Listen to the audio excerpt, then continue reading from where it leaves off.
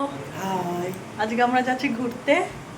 আর এই যে আমরা রেডি হয়ে গেছি। আমাদের ট্রেন রাত্রি 11:30টার সময় বর্ধমান থেকে। আমাদের লাগেজ হয়েছে।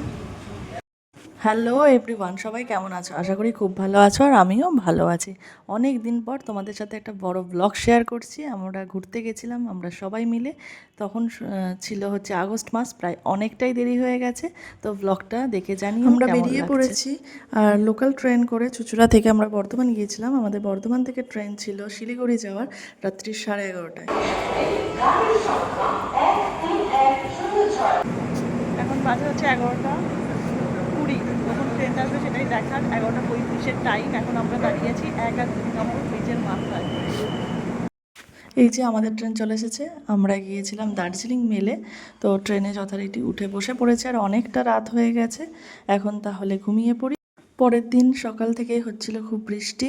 তো ওয়েদারটাও সুন্দর ছিল। তো আমরা যথারীতি শিলিগুড়ি স্টেশন পৌঁছে গেছি, আর পৌঁছে দেখি প্রচুর বৃষ্টি হচ্ছে, তাই আমরা যেতে পারিনি। সবাই সিটের তলায় দাঁড়িয়েছিলাম, আর ওদিকে তো আমাদের গাড়ি এসে ওয়েট করছে। আর ওখানে যেখানে গাড়ি পার্কিং সেখানে পুরো জল জমে গেছিলো। তাই জন্য আমরাও গিয়ে ওখানে গাড়ির জন্য ওয়েট করছিলাম, গাড়ি যতক্ষণ না আসে। চলো তাহলে দেখা হবে ঠিক পরের ব্লগে। আমরা কোথায় কোথায় ঘুরলাম, ততক্ষণের জন্য টাটা।